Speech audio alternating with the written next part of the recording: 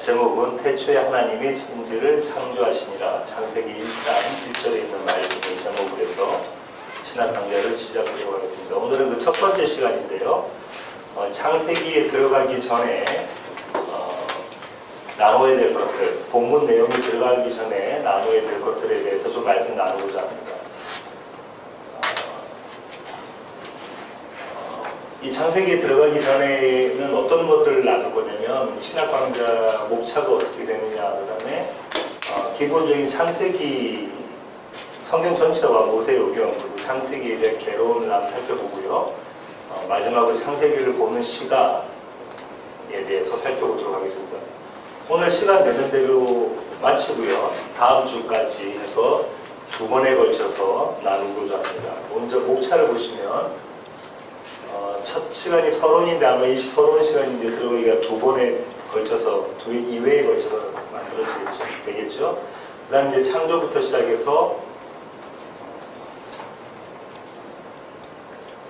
59회 있는데 해고를 메고까지 해서 창세기 50장까지 끝내고 결론, 총 정리하는 시간 갖도록 하겠습니다. 이 서론과 결론을 빼면 총 58회, 58번의 에피소드가 있는데요. 사실상 에피소드들이 더 있어요. 왜냐하면 작은 에피소드들이 있는데 그것도 어떨 때는 묶어서 같이 하고 어떨 때는 또 두 개로 나눠서 이렇게 하도록 하겠습니다. 계획은 이런데 이제 하다 보면은 또 늘어날 수도 있고 또 줄어들 수도 있고 그럴 것 같아요. 오늘은 창세기 개론 첫 번째 시간은 창세기 개론에 대해서 좀 이야기하려고 하는데요. 참고도서를 먼저 소개해드리도록 하겠습니다. 성경 전체를 한눈에 볼 수 있는 책으로 이제 또 간략하면서 좋은 책이 이 책인데요. 성경 파노라마라는 책입니다. 이 책인데요. 테리 홀이라는 신학자가 썼습니다. 주로 입체적으로 이렇게 그림이 많아요. 그래서 오늘 다루는 것 중에서 이 중에 있는 그림들을 많이 이용할 텐데 이렇게 그림으로 많이 되어져 있고 성경 전체에 대한 이야기를 간단하게 쉽게 이렇게 알 수 있도록 해놨습니다. 신학적인 책은 아니고요. 두 번째로는 여러분 너무나 잘 아시는 한국에서 엄청나게 많이 팔린 이해실 사모님의 성경이 읽어지는입니다. 이 책은 특징이 시대 순서대로, 역사 순서대로 스토리식으로 이렇게 쭉 처음부터 끝까지 쓰여져 있습니다. 성경을 한눈에 이렇게 쭉 볼 수 있도록 이렇게 써 있어서 아주 좋습니다. 하지만 신학적인 내용은 깊이는 없습니다. 세 번째 책으로는 성경의 맥을 잡아라라고 문봉주 대상 외교관님이셨고 지금은 목사님이시죠? 네. 온누리교회 출신이시고 일본에서 사역하고 가고 계실 것 같은데 문봉주 목사님 쓰신 책인데 이 책은 이해실 사모님의 책이 스토리 위주로 쓰여졌다면, 역사순으로 쓰여졌다면 이 책은 각 권별로 신학적인 내용을 간략하게 다루고 있습니다. 그래서 사실상 이 세 권의 책을 한꺼번에 다 보시면 상당히 도움이 됩니다. 모세오경에 대해서는 특별히 그 고든 웬햄이라는 신학자가 쓴 이 책이 있는데요. 이것도 간단하게 되어 있습니다. 간단하게 되어져 있고 또 읽을만 합니다. 이건 시리즈입니다. 모세오경뿐만 아니라 시리즈로 쭉 책이 있습니다. 심신대에서 제가 수업받으면서 배웠던 책들 두 권을 소개하면은 이 구약개론, 앤드류 힐하고 존 월튼이 썼던 이 구약개론이라는 책도 괜찮고요. 이 책은 그렇게 뭐 계속 선호하지는 않지만 수업 시간에 심신대에서 수업할 때 구약과 개론할 때 배웠습니다. B.S. 차일드가 쓴 구약 정경 개론, 이 정도가 주로 창세기, 그다음에 신구약 전체, 그다음에 모세오경, 창세기를 이렇게 훑어볼 수 있는 책이다 이렇게 말씀드릴 수가 있습니다.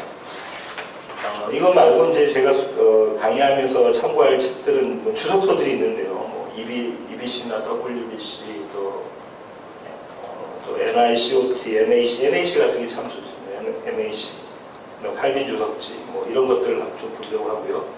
그 다음에 이제 그로뎀이나 벌코퍼나 개혁주의의 벌코퍼나 바빙크 같은 그 신학자들의 개혁주의 신학자들의 책들을 좀 참고하려고 하고 있습니다. 설교집으로는 로이드 존스 목사님의 설교집이고요. 또 김성수 목사님 설교집. 예, 그런 책들 참고하려고 하고요. 간단하게 읽는 책들로는 이런 거 있습니다. 마틴 로이드 존스 목사님의 창세기에 나타난 복음 3장부터 12장까지 나오는데 창세기에 복음이 나타나 있다. 에 대한 얘기고요. 그 다음에 이제 김선희 이분은 이제 여자분이 목사님이신데요. 우리가 몰랐던 창세기에서 이런 단행본으로 나와 있는 책. 그것도 이제 마르바 던이라는 사람이 쓴 건데 이거는 내가 알아야 할 모든 것을 창세기에서 배웠다. 제목들이 참 좋아요. 제목을 잘 쳐야 책이 잘 팔리는 것 같아요. 이런 책들이 이제 창세기에 관련된 베스트셀러들입니다. 책 소개는 이 정도로 하고요. 성경을 연구하는 데 접근하는 방법이 이렇게 있는데 그것이 하나는 종합적인 분석 방법이고 종합적인 접근 방법이고 또 하나는 분석적인 접근 방법입니다. 아까 처음에 말씀드렸던 성경 파노라마에 이런 내용들이 다 들어가 있습니다. 분석적인 접근 방법이라는 건 뭐냐면 전체에서 세부적인 것으로 좁혀 들어가는 접근 방법인데요. 성경 전체, 그다음에 신약 혹은 구약, 각 권, 장, 단락, 문장, 단어 이렇게 쭉 접근하는 방법이고요. 종합적인 접근 방법은 단어부터 시작해서 문장, 단락, 거꾸로 가서 성경 전체까지 종합하는 방법입니다. 두 연구 방법이 모두 다 필요하죠. 한 개만 고집할 수는 없고요. 두 연구 방법이 모두 다 필요합니다.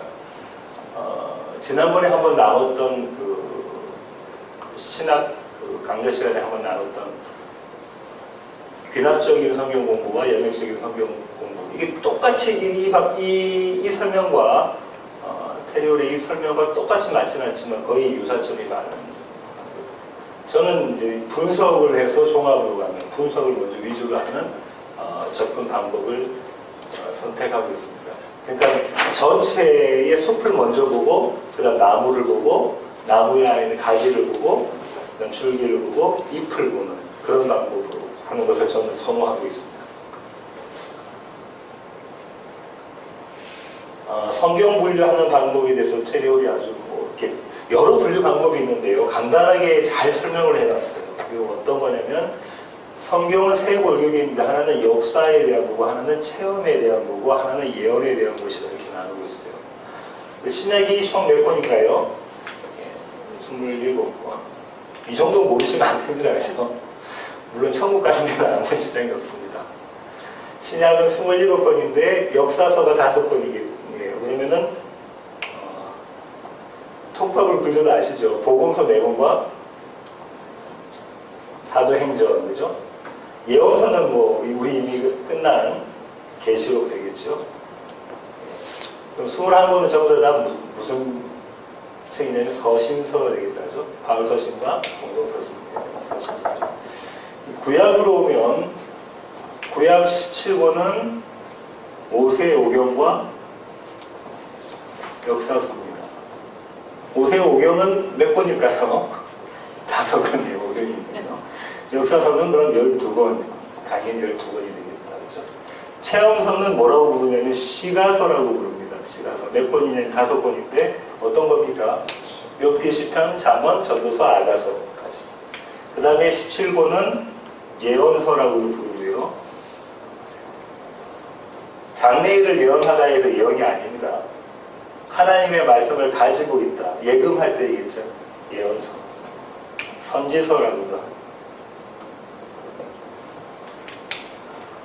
모세오경은 뭐 창세기, 출애굽기, 레위기, 신명기 아시겠죠. 역사서는 그 다음에 여호수아부터 해서 지금 우리가 김영수 목사님 설교하신 사사기, 룻기, 사무엘상하, 열왕기상하, 역대상하, 에스라, 느헤미야, 에스더까지 그렇게 하면은 그러니까 시편 들어가기 전까지가 역사서입니다. 이런 배경으로 되어 있습니다.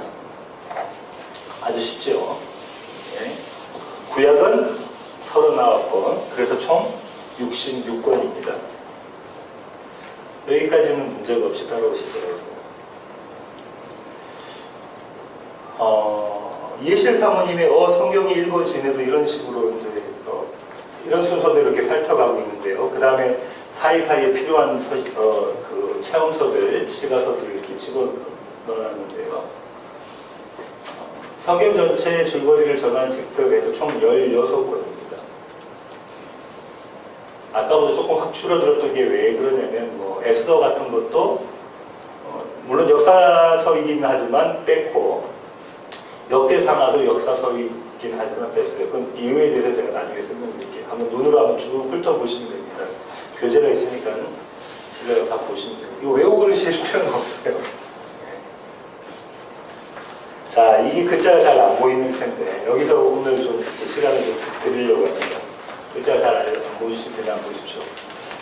창세기, 출애굽기, 레위기, 밑에 게 레위기예요. 민수기, 신명기, 여호수아, 사사기, 룻기, 사무엘, 상하, 열왕기 상하, 역대 상하. 그죠? 그 다음에 포로시도 있고, 에스라, 느헤미야, 에스더입니다. 제가 좀 설명을 좀 드릴게요. 창세기, 출애굽기, 레위기. 레위기는 역사서 안에 범죄에 들어가지만 이게 주 분류가 아니란 말이에요. 여기는 한 자리에서 나타나는 이야기가 어떤 자리일까요? 시내산. 나중에 제가 지도 나오면 다시 한번 설명드리겠지만 시내산. 그다음 민수기고 신명기는 모압 평지에서 거기 들어가기 전에 저기 가나안으로 들어가기 전에 모압 평지에서. 룻기는 사사기 시대에 있었던 이야기고요. 사무엘상은 여기서부터 여기까지는 사실상 창세기부터 이스라엘 백성이 불림을 받아서 이스라엘로 시작을 하게 되죠. 이스라엘로 시작을 하게 됩니다. 근데 이 사사기 때는 왕이 없어서 자기의 마음대로 자기의 보기 좋을 대로 살아가는 거죠. 다시 말해 지멋대로 살아가는 때가 있습니다. 우리가 지금 이걸 공부하고 있습니다. 그 다음에 왕이 필요하다고 해서 하나님께서 왕을 주시죠.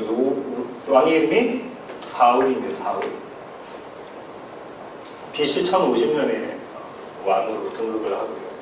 그 연도는 조금마다 학초마다 틀릴 수가 있어요. 예실 사모님은 좀 틀리는데 다른 대부분의 학자는 제가 말씀드리는 연도를 이야기를 합니다. 동의를 하고 있습니다. 사울이 왕이 되고 그 다음에 이 사무엘상에 보면 사울과 다윗의 갈등 관계예요.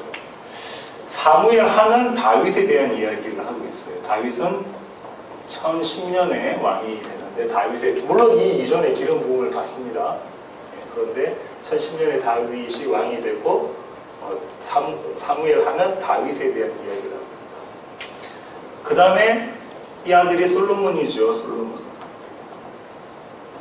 970년에 왕이 됐고 솔로몬에 대한 이야기를 열왕기 상에서 하고 있고요. 열왕기 상 뒷부분하고 열왕기 하라고 이런 이야기. 이때는 분열 왕국에 대한 얘기를 하고 있어요. 분열 왕국. 930년 정도 돼서 분열을 했는데 BC.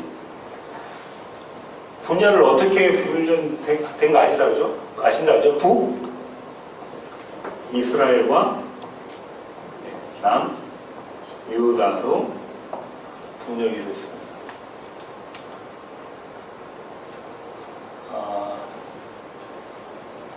자, 그럼 그렇게까지만 설명을 하고요. 그럼 역대하는 어떤 얘기냐면 역대상은 정확히 사무엘하 다윗에 대한 이야기를 하고 있어요. 역대상. 근데 역대하는 열왕기 상하에 대한 이야기를 하고 있는데 관점이 열왕기 상하와 역대 상하가 관점이 틀려요. 어떻게 관점이 틀리냐면 열왕기 상하는 치세에 대한 이야기를 합니다. 어떻게 이 왕이 나라를 다스렸느냐에 대한 이야기를 하고 있단 말이에요. 근데 역대상은 철저히 그런 치세, 그런 건 배제하고 있어요. 왜 어떻게 배제하고 있냐면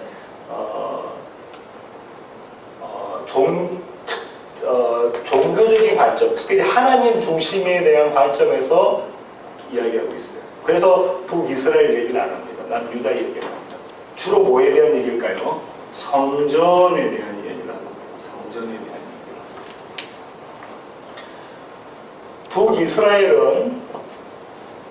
북이스라엘은 잘 살아가고 있다가 우상 섬기고 막 그러죠. 그러다가 멸망당해요. 어디가 침공에 들어오냐면 아수르가 침공해서 들어오죠. 그죠? 그래서 BC 722년에 멸망당합니다. 그럼 남유다는 조금 더 오래 있어요. 근데 남유다는 누가 쳐들어왔을까요? 여러분 잘 아시는 바벨론이 쳐들어왔어요. 그죠? 그래서 사실상은 606년에 침공을 당하고 뭐 어려운 시간을 보내지만 예루살렘이 함락되고 예루살렘 성전이 파괴된 때는 586년, BC 586년. 그때 예루살렘 성전이 파괴되었어요. 그 다음에 이제 바벨론 포로 시대가 됩니다. 바벨론 포로 시대가 있고, 그 다음에 에스라 느헤미야가 있는데, 에스라 느헤미야는 바벨론 포로 시대가 아니에요. 이때는 바사 왕국이라고 나오잖아요. 페르시아 포로 시대예요. 왜냐하면 페르시아가 바벨론이 아수르를 먹고 페르시아가 바사가 바벨론을 먹었기 때문에. 근데 바벨론 지역에 그때 있었죠. 나중에 지도를 다시 설명드릴게요. 근데 에스라가 나오는데 에스더는 에스라 시대의 책이에요. 그 다음에 느헤미야가 나와요. 에스라 때에 이 파괴되던 성전이 재건이 되죠. 이때가 1차 귀환이라고 해요. 포로들의 1차 귀환이라고 해요. 바벨론에서 와요. 누가 왔냐면 여러분 잘 아시는 수룹바벨이 와요. 이때 뭘 재건하죠? 성전을 재건합니다. 그래서 이 성전을 수룹바벨 성전이라고 불러요. 그죠? 이 성전은 솔로몬 성전, 이 앞에는 성막이었고 솔로몬 성전, 그 다음에 두 번째 성전은 수룹바벨 성전이라고 불렀어요. 2차 귀환 때 왔던 사람이 누구냐면 에스라예요. 에스라 때, 그러니까 1차 기환, 2차 기환은 에스라서에 다 이야기가 있는데, 에스라는 2차 기환 때 와서 뭘 했냐면 이스라엘의 영적 대각성을 일으킵니다. 영적인 부흥을 일으켜요. 영적 대각성을 일으킵니다. 그 다음에 3차 귀환이 있죠. 3차 귀환이 이 느헤미야예요. 이 느헤미야는 뭘 하냐면 성벽을 건설합니다. 예루살렘 성벽을 다시 재건하는 그런 그 역사적인 흐름이 있어요. 그러고 난 다음에 스룹바벨 성전은 516년, BC 516년에 새로 만들어졌고요. 그 다음에 이것을 확 증축한 것이 헤롯 왕이 증축을 했어요. 왜냐하면 이 헤롯은 유대인이 아니었으니까 유대인한테 잘 보이려고 증축을 했다는 거죠. 헤롯 성전인데 그게 예수님이 이 성전이 허물어질 것이다 라는 말씀하셨고 AD 70년에 로마에서 성전이 완전히 지금까지 성전이 없죠. 지금 그 자리는 이슬람 성전이 세워져 있는 상황에 있습니다. 여러분 성경에서 이제 신약에 보면은 사마리아인 뭐 이런 얘기들이 많이 나오는데 이쪽 출신들은 북이스라엘이에요. 북이스라엘 사람이에요. 북이스라엘을 침공했던 아수르는 어떤 정책을 펼쳤냐면 이 이스라엘 백성을 그 피를 좀 섞어버려야 되겠다 그래서 여러 민족을 이렇게 분산시켜서 흩어버리면서 어떻게 했냐면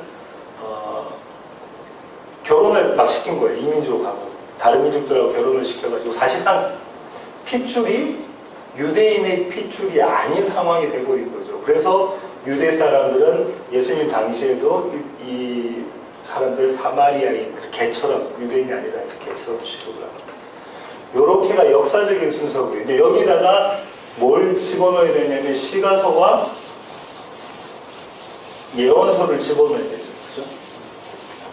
그렇게 해서 이제 성경을 보셔야 되는데, 자, 보십시오. 시가서는 5권이라고 그랬잖아요. 욥기는 창세기와 연관이 있습니다. 창세기와 연관이 있는데, 나중에 지도 보여드리면 아시겠지만, 유대 땅, 가나안 땅은 아니에요. 그 다음에 아까 레위기, 민수기 말씀드렸고, 룻기는 사사기 시대라고 말씀드렸어요. 시편은 누가 많이 썼나요? 제일 많이 쓴 사람이 다윗이니까 사무엘 하기를 그죠? 그 다음에 열왕기상에서는 아가, 잠언, 전도서 누가 썼습니까? 솔로몬이 썼어요. 시대 순서로 아가, 잠언, 전도서. 전도서가 맨 마지막에 헛되고 헛되니 모두 고쳤다는 게 마지막에 쓴 거죠.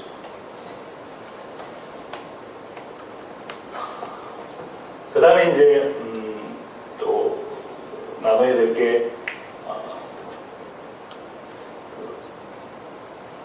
선지서 예언서들이 어떻게 나눠져 있는가를 보면 먼저 이렇게 한번 뒤에서부터 거꾸로부터 가볼게요. 느헤미야 마지막에 썼던 말라기가 있겠다죠. 말라기. 이걸로 해서 완전히 끝나버린 BC 424년. 그 다음부터는 암흑 시대예요, 그죠? 누가 올 때까지? 침례 요한이 올 때까지 암흑 시대. 말라기. 에스라서의 에스더는 아까도 말씀드렸지만 페르시아의 궁전에 있는데 그 후처였잖아요, 그죠? 그러니까 유대에서 떨어져 있는 다른 지역에서의 사건이에요. 에스라 느헤미야는 아까 말씀드린 것처럼 페르시아의 정치하에 있는 바벨론 지역에서 포로 생활을 했던 자들, 포로 생활을. 에스라와 관련 있는 게 학계 스가랴. 학계 스가랴 말라기 이렇게 끝나잖아요, 그렇죠? 바벨론 포로 시대 때는 에스겔, 다니엘, 에레미야, 에가 이렇게입니다. 에스겔과 다니엘은 바벨론에서 쓰여진 거예요. 에레미야, 에가는 같은 시대지만 제일 늦게 쓰여졌는데 어디서 쓰여졌냐면 유대에서 쓰여진 책입니다. 열왕기 상하에 해당되는 선지서들이 있는데 이제 그 중에서 북이스라엘을 위해서 쓰인 책과 남유다를 위해서 쓰인 책이 있겠다, 그죠? 그 다음에 또 다른 지역, 타 지역에 위해서 쓰인 책도 있겠다. 마수르라는 지역에 가서 예언을 한 사람들, 하나님의 말씀을 전하는 사람들이 있다, 그죠? 누구죠? 여러분 잘 아나? 가기 싫은데요. 그죠? 요나, 요나, 이때 요나, 그다음 나훔. 이 사람들은 아수르에 가서 했죠. 그 다음에 북이스라엘은 여러분 잘 아시는 호세야, 이제 아모스, 이런 사람들이 북이스라엘에 가서 예언을 전했던 사람이고, 나머지는 남유다인데요. 오바댜는 에돔에 가서 전했어요. 그러니까 그렇게 몇몇 사람들 빼면 한 6명의 선지자는 남유다에서 복음을 전했던 사람들입니다. 이렇게 보면 전체적인 역사 가운데, 어떤 역사 가운데 이 책을 쓰여졌다라는 그런 배경을 알고 계셔야, 물론 계시록 할 때 제가 에스겔, 그 다음에 예레미야, 다니엘, 조금 설명을 드리자면, 요즘 이렇게 역사적인 흐름을 아시고 난 다음에 성경책을 보시는 게 많이 도움이 될 겁니다. 자, 구약이 3개인데요. 구브로라는 섬이죠. 그 다음에 카스피에, 여기 페르시아 방이고, 여기가 이제 이집트가 되겠죠. 이렇게 녹색으로, 초록색으로 이렇게 표시된 것을 뭐라고 부르냐면 비옥한 초승달 지역이라고 합니다. 왜냐하면 여기에 강이 2개가 있어요. 하나는 유프라테스 강이고 하나는 티그리스 강입니다. 이 강이 2개가 있고, 애굽에는 무슨 강이 있죠? 나일 강이 있어요. 그다음에 여기 삼각주죠. 요렇게가 아주 비가 많이 와가지고 나머지는 사막이 해서 농작물 잘 자라지 못하는데 여기서 농작물 잘 자라거든요. 이거 비옥한 초승달 지역이라고 해요. 그래서 늘 이것 때문에 싸움을 해보여요. 왜냐면 옛날에 히타트 제국도 있었고, 메소포타미아, 아수르, 바벨론, 바사, 페르시아, 애굽, 이런 나라들이, 열강들이 이 가나안을 먹기 위해서 계속해서 싸움을 하고 있었어요.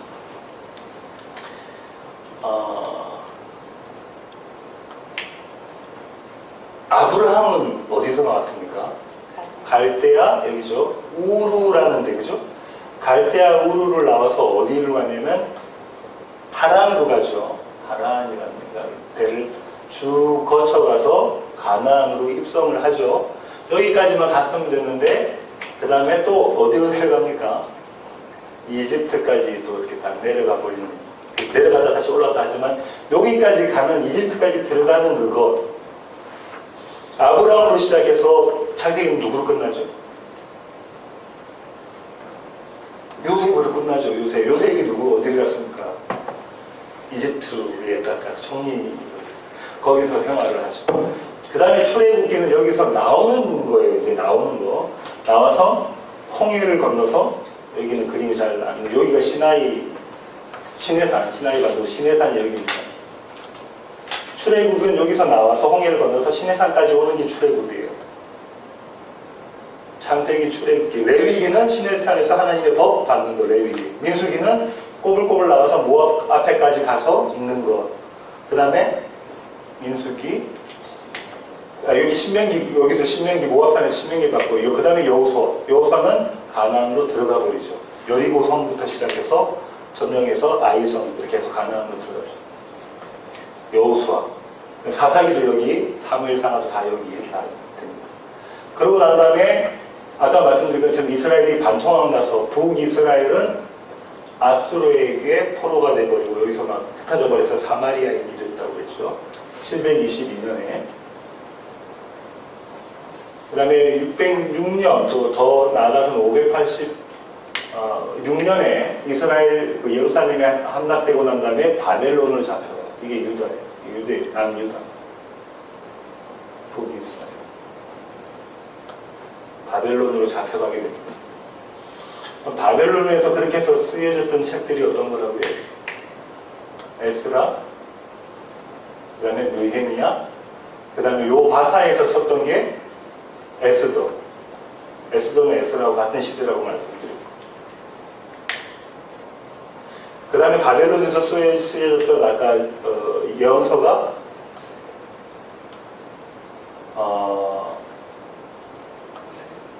다니엘, 또 에스겔. 예레미야에가는 여기서 쓰여졌고, 에스겔 요렇게 쓰여졌고, 아까 말씀드렸지만 에돔을 위해서 쓰여졌던 거, 그 다음에 여기 아수르 위에 니느웨 성을 위해서 쓰여졌던 요나나 나홈이나 이런 정황 가운데 쓰여졌다라고 생각을 하시고 계십니다. 그러니까 이스라엘 백성들이 결국은 갈대아우르, 여기가 문명이 아주 뛰어난 데였거든요. 갈대아우르로부터 해서 쭉 아브라함을 불러내시고 요셉을 통해서 이집트로 집어넣으시고 애굽에서 다시 나오게 하셔서 가나안까지 집어넣으시고 다시 포로로 가게 하시고 포로에서 다시 데리고 오시고 이런 이 지역의 역사와 이 지리를 좀 아시는 게 도움이 됩니다.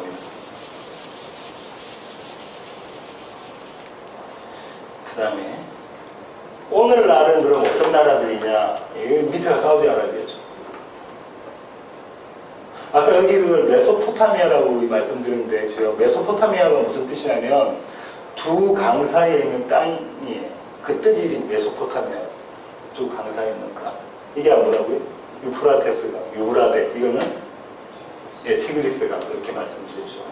지금 이 시리아 지금 이 내전 때문에 이쪽하고 이쪽은 지금 난리인 그 지역입니다.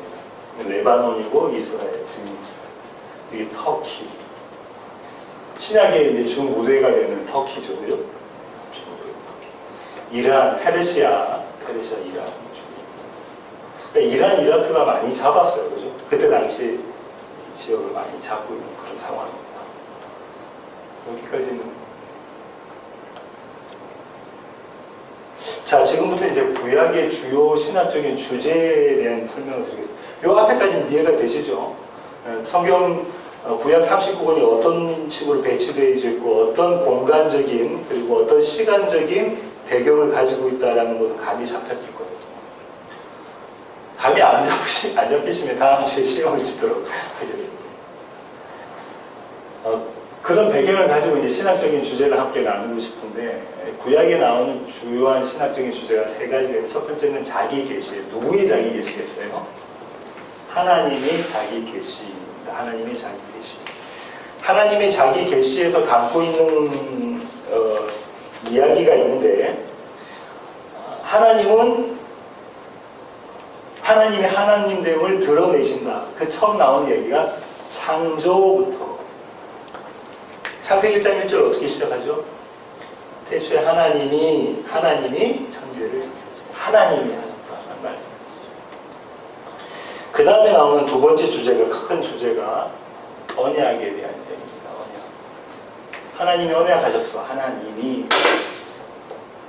하나님이 언약하셨는데 이 언약을 우리는 이미 알고 있습니다. 하나님 스스로 언약을 하시고 창세전 언약을 하시고 또 그 언약을 나누셨어요. 누구에게? 하나님의 백성들과 나누셨다. 그럼 뭐가 여기서 따라가야 되냐면 선택이 따라간다. 어떤 뭐에 대한 선택?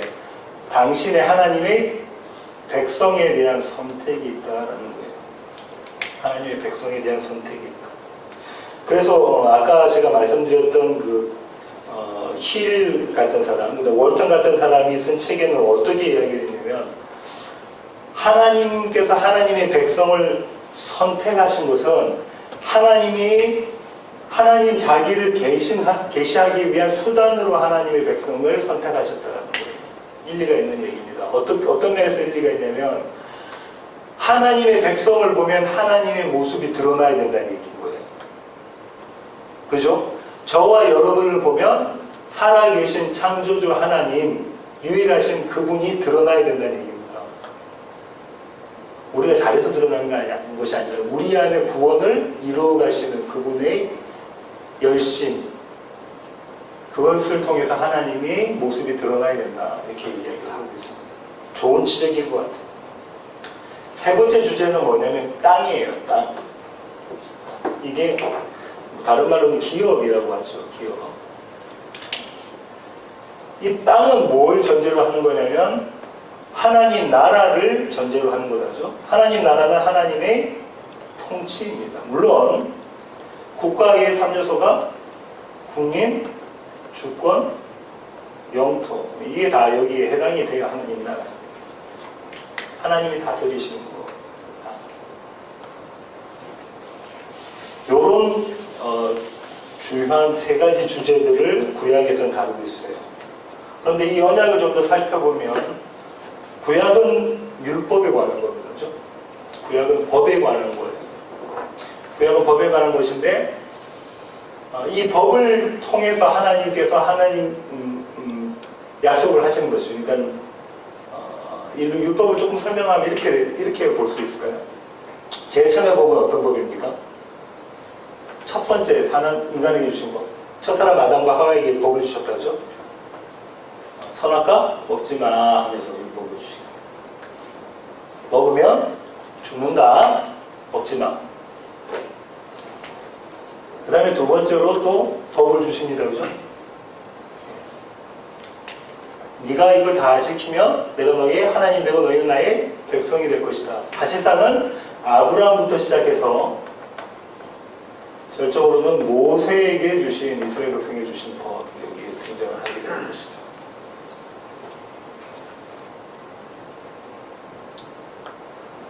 이 율법과 은혜를 동시에 생각해 봐야 되는데 우리가 율법이라는 것은 구약이라고 잘 압니다. 율법 언약 내지는 행위 언약이라고 부르고요. 그 다음에 신약은 율법 언약, 행위 언약의 대조시켜서 은혜 언약이라고 우리가 이야기를 하고 있습니다. 신학자들이 이런 얘기들을 하고 있죠. 그런데 아까 말씀드렸던 힐이나 월턴 같은 사람들이 이렇게 얘기해요. 율법을 인간에게 주신 목적은 죄를 드러내게 하기 위함이다. 죄를 나타내게 하기 위함이다. 인간 가운데 있는 죄를 드러내게 하기 위함이다. 라고 이야기를 하는데 그렇게 해서 구약에서 요구되어지는 희생적이고 윤리적인 이런 요구들은 다 구약에서 희생제사 드리고 그 다음에 너희는 뭘 지켜라 하는 이런 요구들은 사실상은 뭘 드러내기 위한 거냐면 예수 그리스도 안에서 주어지는 이신칭의 뭡니까? 믿음으로 의롭다함을 받는 이신칭의 말틴 루터가 처음에 종교개혁 때 이야기했던 오직 믿음으로 그 이신칭의를 드러내기 위한 포시에도우다. 그러니까 전조라고 어려운 말인데 우리가 잘 말하는 그림자예요. 앞에서 실체가 오기 전에 앞에서 나타나는 그림자이다. 이렇게 이야기를 하고 있습니다. 이것도 좋은 표현인 것 같아요. 요거는 창세기 1장 가면은 명확하게 드러나기 때문에 그때 가서 좀 더 자세히 설명해 드리도록 하겠습니다. 전 지금은 전체적인 이거 외우려고 하시지 마시고요. 전체적인 그림이 어떤 것이다라는 것만 이렇게 집어넣으시면 되겠어요. 자, 이제 성경 전체에 대한 이야기 했고, 그 다음에 구약에 대한 이야기 했고, 이제 모세오경에 대한 이야기를 하는데요. 창세기, 제네시스가 하는데, 창세기는 뭐에 대한 이야기를 하고 있냐면, 주로 뭐에 대한 이야기를 하죠? 창조, 타락, 그죠? 그냥 뭐, 언약, 이런 얘기가 담겨져 있다죠. 히브리어로는 창세기, 이건 창조하다는 헬라어의 개념을 가지고 있는 거죠. 영어는 그렇게 돼 있지만, 히브리어로는 태초에 하나님이 천지를 창조하셨다. 라는 그 태초에 하나님이 무엇을 하셨다라는 것을 제목으로 보시면 돼요. 창세기 1장 1절 남기겠습니다. 창세기 1장 1절. 태초에 하나님이 천지를 창조하시니라. 이것이 품고 있는 것이 창세기라는 거예요. 태초에 하나님이 천지를 창조하시니라. 거기에 엄청난 의미의 메시지가 담겨져 있습니다. 그냥 이 우주, 저와 여러분과 우주를 만드셨다는 것뿐만 아니라 아까 언약과 생각해 봤을 때는 창세전 언약, 하나님 스스로의 언약, 다음 시간에 좀 더 이야기했지만 창세전 언약을 이루시기 위해서 이제 역사가 시작됩니다. 태초에 하나님께서 천지를 창조하십니다. 이게 창세기예요. 출애굽기는 엑소도스라는 단어가 구별, 그 다음에 결별 이런 뜻을 담고 있어요. 그럼 결별은 뭐와 결별할까요? 이집트, 세상과의 결별을 나타내는 것을 하죠. 근데 헬라어로는 어떻게 히브리어는 어떻게 되는가 한번 가볼까요? 출애굽기 1장 가보겠습니다.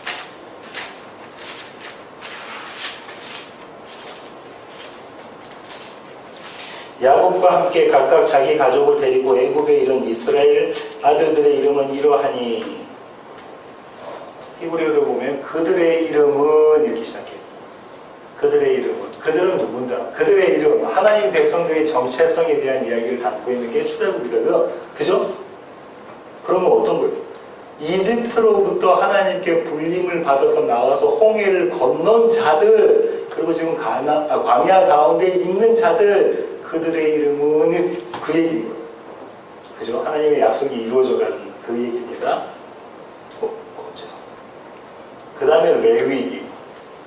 레위기는 레위 지파와 관련된 이야기다라고 이야기를 하고 있는데, 레위기 주제가 뭐냐 하면은 딱 한 가지입니다. 그죠? 뭐죠?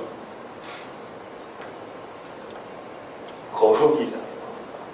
너희는 성별한 삶을 살아라. 주 얘기가 뭡니까? 제사 지낼 때 어떻게 해야 되는데, 부정한 건 어떤 거고 안 부정한 건 어떤 거고, 제사 지낼 때 이런 방법을 쓰고, 레위기로 가고 있습니다. 레위기 1장이죠. 여호와께서 회막에서 모세를 부르시고 그에게 말씀하여 이르시되, 이스라엘 자손에게 말하여 이르라. 너희 중에 누구든지 여호와께 예물을 드리려거든 예배를 드리기 위해서는 가축 중에서 소나 양으로 예물을 드릴지니라. 그러면서 흠 있는 것, 흠 없는 것에 대한 이야기를 추구하면서 거룩에 대한 이야기를 하고 있습니다. 이걸 잘못 해석하면 어떻게 되냐면, 우리가 그런 거룩한 삶을 살아가는, 우리의 노력으로 살아가는 모습으로 생각되어지지만, 우리의 노력으로 우리가 거룩해질 수가 있나 하면 뭐 없어요. 그죠?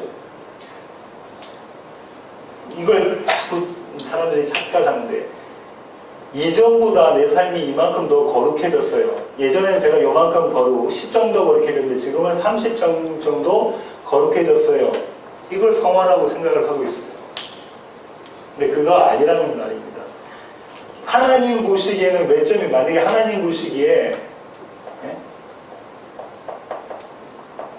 밀리언이라는 점수, 이거보다 뭐 무한되겠지만 밀리언 점수가 있으면 그때 요만큼 가고 있는 거예요. 그러면 하나님 보시기에 합한 자는 어떻게 돼야 되는 거예요? 이 점수를 도달해야 되는 자일 건 아니에요. 우리로서는 도저히 감당할 수 없는 자예요. 근데 거룩하신 분이 한 분이 계세요.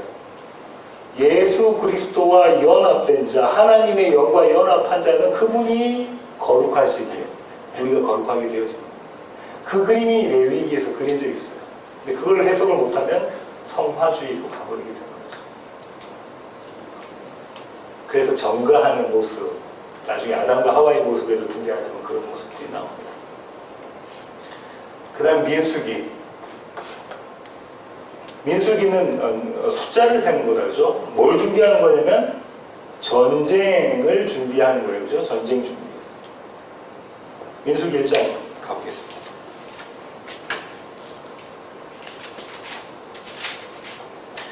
이스라엘 자손이 애굽 땅에서 나온 후 둘째 해 둘째 달 첫째 날에 여호와께서 시내 광야 회막에서 모세에게 말씀하여 이르시되 너희는 이스라엘 자손의 모든 회 중 각 남자의 수를 그들의 종족과 조상의 감내더라 그 명수들을 계수할지니 3절 이스라엘 중 20세 이상으로 싸움에 나갈 만한 모든 자를 너와 아론은 그 진영별로 계수하되.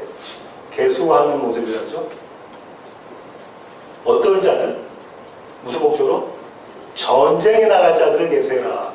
이 그림 어디 그려져 있었죠? 계시록에 그대로 그려졌다. 그죠? 14만 4천 이야기하면서 어느 지파 몇 명, 어느 지파 몇 명 하면서. 그 다음에 신명기입니다. 이 신명기는 이것도 법이죠. 법. 여러분 잘 아시는 쉐마 이스라엘. 쉐마가 뭐죠? 들어라 이스라엘. 아니면 이스라엘 쉐마. 히브리어를 보면 쉐마 이스라엘 아니면 이스라엘 쉐마라는 이 구가 계속해서 나와요. 쉐마. 예수님은 뭐라고 강론하실 때 어떻게 하셨죠? 강의하실 때 들을 그 있는 자는 들어라. 쉐마 이스라엘에 대한 이야기, 그 법, 하나님의 법에 대한 이야기를 하고 있습니다. 이 법을 잘못 해석하면 행위 언약이 되었고요. 이 행위 언약 속에 담겨져 있는 은혜 언약이 여기 다 있는데 신명기로 한번 가보겠습니다. 신명기 1장 1절.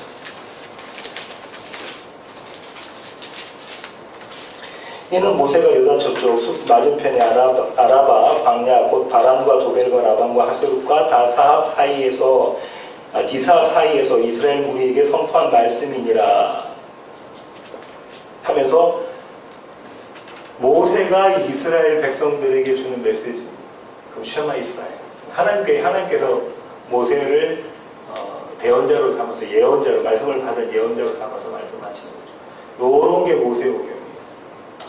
그런데 이제 신학자 중에 유명한 신학자인데 클라인즈라는 신학자는 이렇게 이야기합니다. 창세기 1장부터 11장까지, 그 다음 12장부터 신명기 끝장까지, 마지막 장까지는 이렇게 두 분류로 나눠진다. 여기서부터 여기까지는 이스라엘에 대한 이야기. 1장은 천지 창조하는 것부터 이제 바벨탑으로 끝나는 그 그림이 그려져 있죠. 이렇게 두 부분으로 나눠진다라고. 그러면서 이야기를 어떻게 얘기하냐면 모세 오경은 하나의 드라마이다. 하나의 드라마인데 이렇게 두 개로 나눠.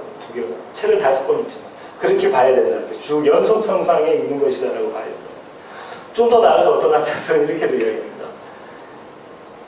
구약 전체가 말라기까지가 이 얘기다. 창세기 1장 11절 한 달라. 그 다음에 12장부터 말라기까지 하나를 봐야 된다.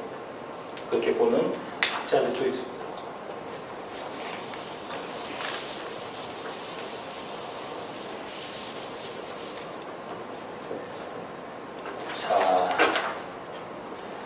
뒤에 있는 거는 다음 시간에 하도록 하고 오늘 시간이 다 되었기 때문에 오늘은 여기까지 하도록 하겠습니다.